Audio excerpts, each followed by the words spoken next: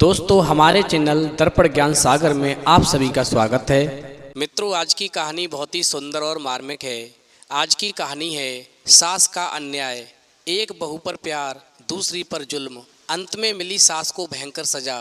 तो मित्रों, कहानी शुरू करने से पहले मेरा आप सभी से अनुरोध है कि आप हमारी कहानी में खो जाएं। उससे पहले हमारे चैनल को सब्सक्राइब करके बेल आइकन अवश्य दबा लें, जिससे हमारी हर वीडियो का नोटिफिकेशन सबसे पहले आप तक पहुंच सके और आप हमारी हर वीडियो से प्राप्त ज्ञान का अपने जीवन में लाभ उठा सकें। तो आइए कहानी शुरू करते हैं। मित्रों, बहुत समय पहले की बात है। एक शांत और सुंदर गांव था जिसका नाम था देवपुर, जहां लोग खेती बाड़ी करते, गाय गोरू पालते और गुरुकुल में अपने बच्चों को विद्या दिलवाते थे। उसी गांव में एक बड़ा और पुराना घर था जहां पर रहती थी एक रामकली नाम की स्त्री। वो वृद्धा हर समय पूजा पाठ और व्रत उपवास में लगी रहती थी, लेकिन भीतर से वो बहुत ही घमंडी और चालाक थी। उसे बस अपनी इज्जत और धन दौलत की चिंता रहती थी। रामकली के दो बेटे थे। बड़ा बेटा, जिसका नाम राजन था, जो नगर में जाकर कपड़े का व्यापार करता था, और छोटा बेटा जिसका नाम मनोज था, जो गांव में रहकर गुरुकुल में बच्चों को पढ़ाता था। मित्रों, रामकली के बड़े बेटे ने विवाह किया था एक नगर की सुंदर और तड़क भड़क वाली लड़की से, जिसका नाम रीमा था, जो बहुत ही बोलचाल में चतुर और दिखावे की शौकीन थी। वहीं रामकली के छोटे बेटे मनोज ने विवाह किया था गांव की सीधी सादी मेहनती लड़की सरता से, जो गरीब किसान की बेटी थी। मित्रों, जब सरता यानी छोटी बहू घर में पहली बार आई तो रामकली ने यानी सास ने ऊपर से तो उसका स्वागत किया, लेकिन मन ही मन से उसे तुच्छ समझा। वहीं बड़ी बहू को वो बहुत पसंद करने लगी। उसे सोने के गहने दिए, रेशमी वस्त्र पहनाए और सबके सामने उसकी तारीफ की। रामकली अक्सर कहती, बड़ी बहू तो लक्ष्मी का रूप है और छोटी बहू बस काम करने के लायक है। मित्रों, उस दिन से सास का भेदभाव शुरू हो गया। बड़ी बहू को दूध मलाई, मेवा मिठाई और छोटी बहू सरता को बासी रोटी, झाड़ू पोंछा आदि करने के लिए छोड़ दिया। छोटी बहू सुबह जल्दी उठकर आंगन बुहारती, तुलसी को जल देती, चूल्हा जलाती और घर का सारा काम करती। वहीं बड़ी बहू देर से उठती, आईने में खुद को निहारती और सास की गोद में बैठकर मीठी बातें करती। मित्रों, एक दिन बड़ी बहू ने साजिश रची। उसने अपनी संदूक से कुछ चांदी के सिक्के निकालकर छुपा दिए और सबके सामने चिल्लाई, अरे सासू माँ, मेरी मुद्रा चोरी हो गई है। वहीं रामकली ने बिना सोचे समझे अपनी छोटी बहू को दोषी ठहराया और कहने लगी, जिसका घर गरीब हो वही ऐसी हरकत करता है। फिर तो सास की बात को सुनकर के छोटी बहू ने हाथ जोड़कर कहा, अरे माँ जी, मैंने कुछ नहीं लिया, ईश्वर की कसम खाकर कहती हूँ। वहीं रामकली बोली, अब मैं तुझ पर हर दिन निगाह रखूँगी। जब तक तू इस घर में है तेरी चालें मैं समझती रहूँगी। मित्रों, छोटी बहू चुप रही, लेकिन उसी रात उसने तुलसी के पास दीपक जलाकर प्रार्थना की, हे प्रभु, मेरे सत्य की रक्षा करना, एक दिन न्याय जरूर होगा। मित्रों, समय धीरे धीरे व्यतीत हुआ।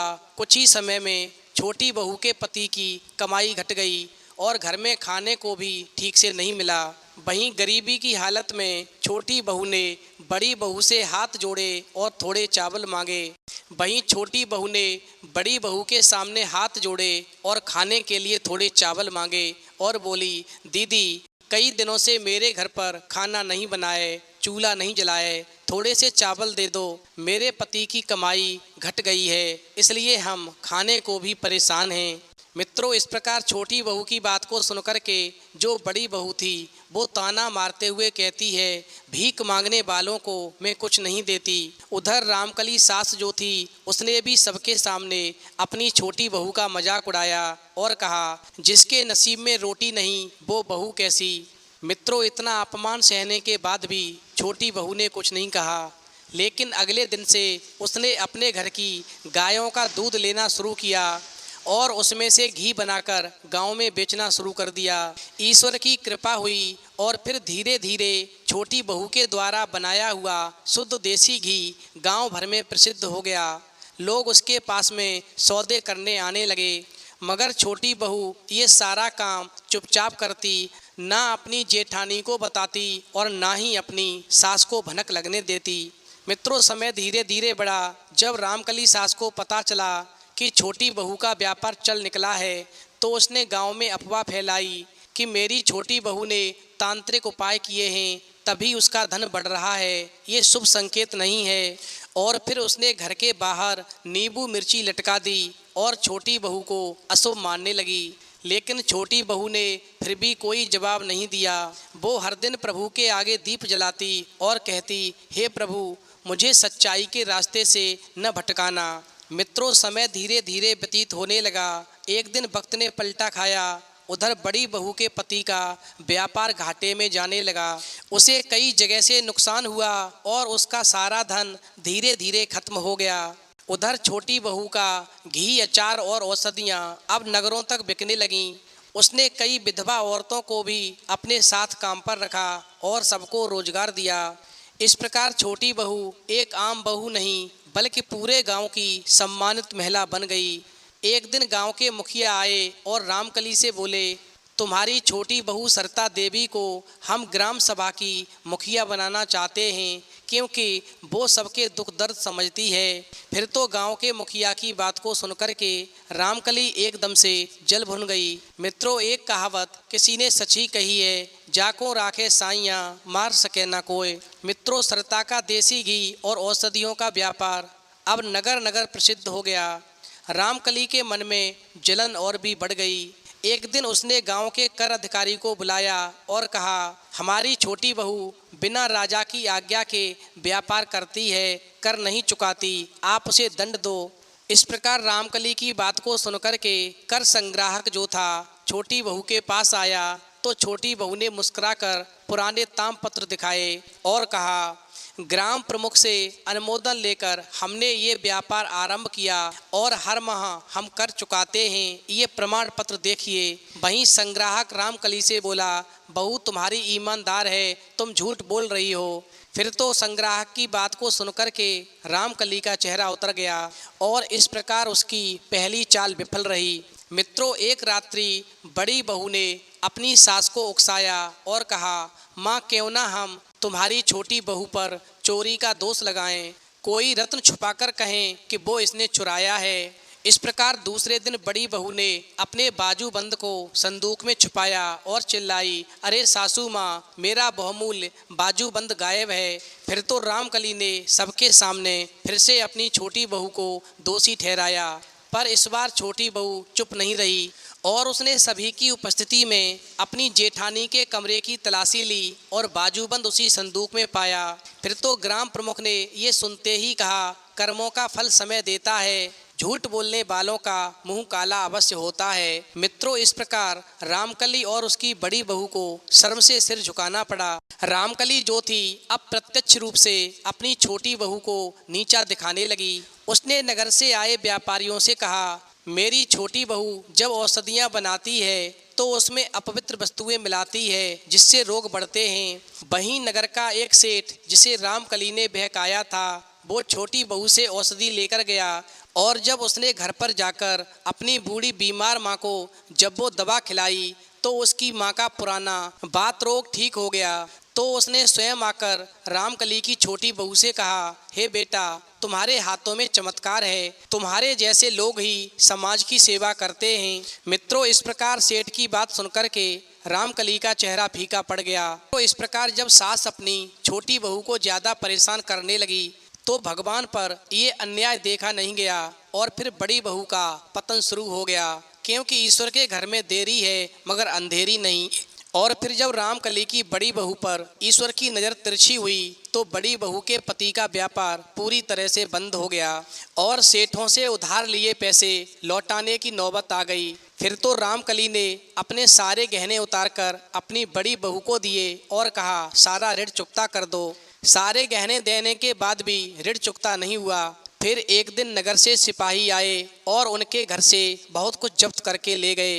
मित्रों, अब रामकली और उसकी बड़ी बहू के पास में खाने तक के भी लाले पड़ने लगे। बड़ी बहू जो कभी रेशमी वस्त्र पहनती थी आज फटे पुराने वस्त्र पहनती है और रात दिन रोती है।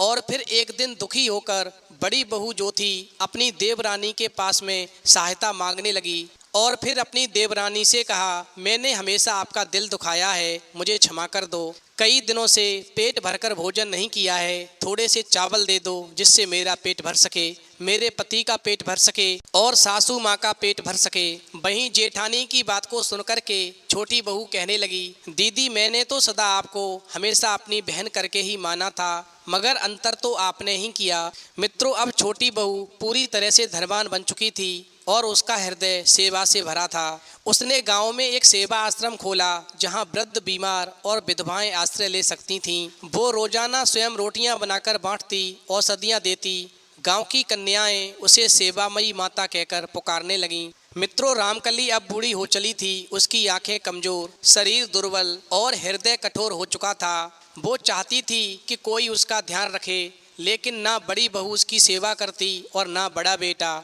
छोटा बेटा भी अपनी गुरुकुल की जिम्मेदारियों में व्यस्त था। इस प्रकार एक दिन परेशान होकर के रामकली जो थी अपनी छोटी बहू के पास पहुंची और रोकर कहने लगी, बहू मैंने तेरे साथ में बहुत अन्याय किया है, लेकिन तू ही सच्ची बहू निकली। बेटा मुझे माफ़ कर दो।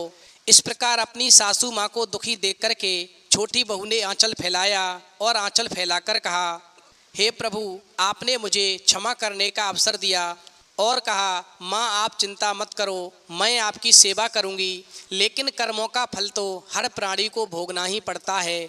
मित्रों, रामकली अब बिस्तर से भी नहीं उठ सकती थी। 4 बरस तक उसने चारपाई पर पड़े पड़े कष्ट झेला।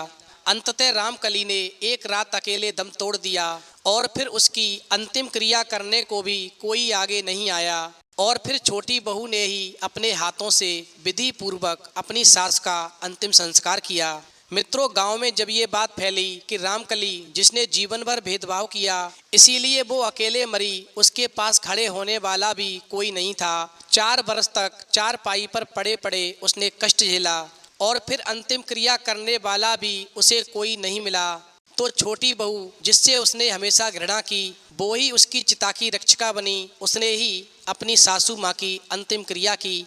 और फिर गांव के वृद्ध आगे कहने लगे, सत्य, सेवा और धर्म ये त्रेता से आज तक अडिग हैं। जो जैसा करता है वैसा ही फल मिलता है। तो मित्रों, यदि बुढ़ापे में आप चाहते हैं कि संतान आपकी सेवा करे तो बच्चों या बहुओं में कभी भेदभाव ना करें। तो यदि आपको आज की कहानी पसंद आई हो तो प्लीज़ आप हमारे चैनल को सब्सक्राइब करें और वीडियो को अधिक से अधिक शेयर करें।